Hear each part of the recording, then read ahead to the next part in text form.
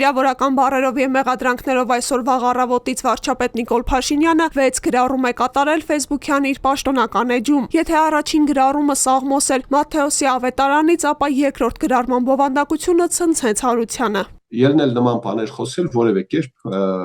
չի արդարացվում։ Ես չգիտեմ, ստեղ ներողությունը կարող է օգտակար լինել թե ոչ, որտեղ այս խայտառակության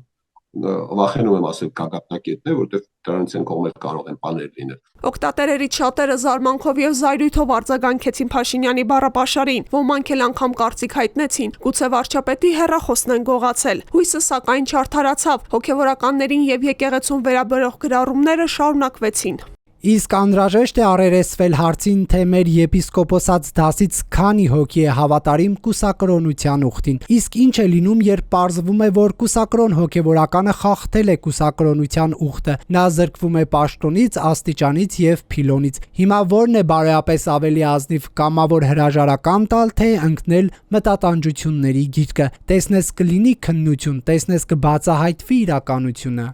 Գրառումներից մեկով էլ Փաշինյանը հայտարարեց, թե կուսակրոնության ուխտը խախտած բոլոր հոգևորականները պետք է հեռանան հոգևոր ծառայությունից։ Որևէ մեկի անձնական կյանքը որևէ մեկի գործը չէ, բայց ժողովուրդը իրավունք ունի ունենալ եկեղեցի հոգևոր ու բարոյական արժեքներ, գրել էր նա։ Ուշագրավ է, որ Փաշինյանը մինչ շեշտում է, որ որևէ մեկի անձնական կյանքը մյուսի գործը չէ, միևնույն ժամանակ խոսում է ուրիշի սեռական կյանքից։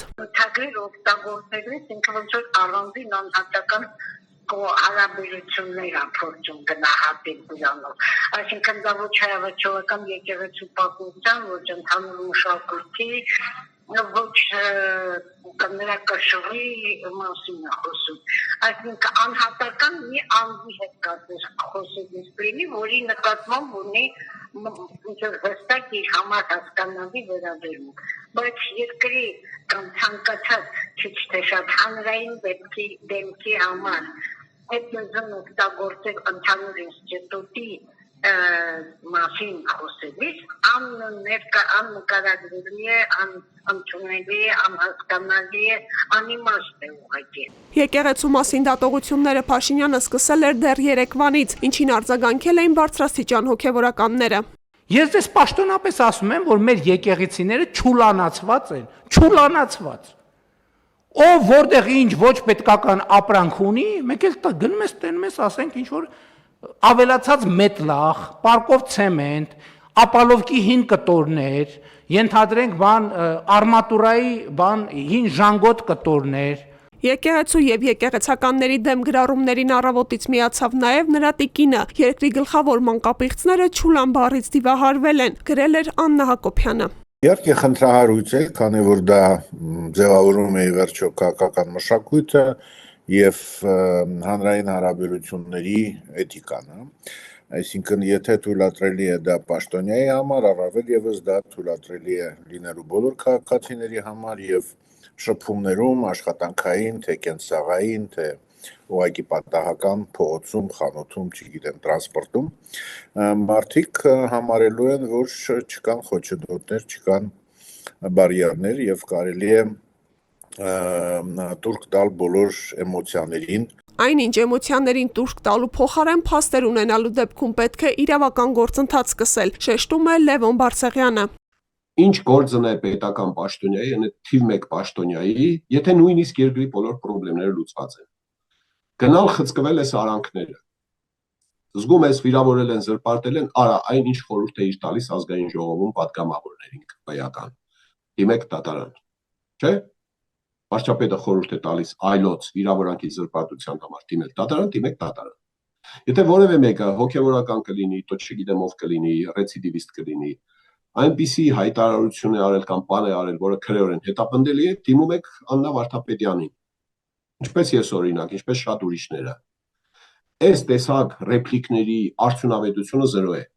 Վարչապետի պաշտոնում նման բաներ անելը բացարձակ անընդունելի, մերժելի ու դատապարտելի է։ Իսկ արդյոք նման բառերով եւ բովանդակությամբ գրառումների համար Փաշինյանը որևէ պատասխանատվության կարող է ենթարկվել։ Ֆակտոր TV-ին դիմեց կոռուպցիայի կանխարգելման հանձնաժողով պարզելու, արդյոք կա Վարույթ Փաշինյանի վարքագծի կանոնների առերևույթ խախտման վերաբերյալ։ Հարցին պատասխանելու համար հանձնաժողովը գրավոր հարցում պահանջեց։ Ըստ ամենայնի, եթե անգամ Վարույթ հարուցվի եւ հանձնաժողովը որոշի, որ վարչապետը վարքագծի կանոններ է խախտել, միևնույն է, որպես այդպիսին պատասխանատվություն չի լինի։ Վարքագծի կանոնների խախտումը կարող է առաջացնել կարգապահական պատասխանատվություն, որը սակայն կիրառելի չէ քաղաքական պաշտոն զբաղեցնող անձանց նկատմամբ։ Նա պարզապես պարտավորվելու է հանձնաժողովի եզրակացությամբ արձանագրված խախտման վերաբերյալ ներկայացնել հրապարակային պարզաբանում, որը ստանալու պահից երրորդյա ժամկետում պետք է հրապարակվի այն մարմնի ղեկավարած պաշտոնական կայքում։ Այլ պատասխանատվություն փաստացի չկա։ Համոզմունք ունեմ, որ անգամ եթե լիներ ուղակի հոդված պատասխանության ենթարկելու, մենք այդ պատասխանության հարցը որևէ մեկը չէր բարձրացնելու։ Անպայման գլխավոր դատախազը ասելու էր, որ այսպես խնդիրներ չի տեսնում, անպայման վարույթ իրականացնող մարմինները անգամ եթե ինչ-որ գործընթաց սկսեր, անպայման ասելու էին, որ գնահատականները այլ են եղել, մենք ճիշտ չենք հասկացել։ Մի խոսքով ժամանակ չեն վատնել մի բանի վրա, ինչը ի սկզբանե ակնհայտ ու պարզ է։ Սա անշուշտ պիտի ունենա նաև քաղաքական գնահատական։ Սա պիտի հասարակության վերաբերմունքը ձևավորի, այլ գնահատականի այս պահի ակնկալել մի քիչ անլուրջ է, իրավիճակը թույլ չի տալի այլ սպասումներ ունենալ։ Կարապետյանցի դիտարկմամբ նման բառապաշար օգտագործող ցանկացած բարձրաստիճան պաշտոնյա պետք է ազատվի կամ հրաժարական ներկայացնի։ Այսպիսի վարքագիծ, այսպիսի խոսույթ դրսևորող մարդիկ ոչ թե քննարկենք պատասխանատվության ենթարկել չի, իրանք պետքա ուղղակի պաշտոնը չզբաղեցնեն։ Իրանք պիտի կամ մանդատը դնեն, կամ պաշտոնից հրաժարվեն, այսինքն հասարակությունը պիտի մի ֆորմատ ձևավորի ու ասի, որ մենք պահանջում ենք ձեր հրաժարականը։ Ցանկացած այլ նորից եկող մարդ պիտի շատ հստակ պատկերացնի ինքը կորցնում է իր պաշտոնը եւ կապ չունի հետագայում ինչ որ պատասխանատվության կենթարկեն, թե չէ, որովհետեւ միայն օրենքների արկայությունը, նորարարությունները, փոփոխությունները իրանք հաստատապես չեն բերելու որևէ էական փոփոխության։ Խորհրդարանում Փաշինյանի համբալ վերընկի տեղդ ներվերս չուտես արտահայտությունները եւ ձեզ տանելու եմ լցնեմ ԱԱԾ-ի պատվալները սպառնալիքն ու կրկնվող անհարգալից խոսքն արդեն իսկ քննում է կոռուպցիայի կանխարգելման հանձնաժողովը, թե ինչ ճակատագիր կունենան այսօրվա գրառումները կներկայացնենք հանձնաժողովի գրավոր պատասխանը ստանալուն պես։ Մարդու իրավունքների պաշտպանի գրասենյակը եւս սլաքներն ուղեց հանձնաժողովի կողմ նշելով. պաշտոնատար անձանց էթիկայի հետ կապված հարցերով ՄԻՊ-ը չունի իրավասություն։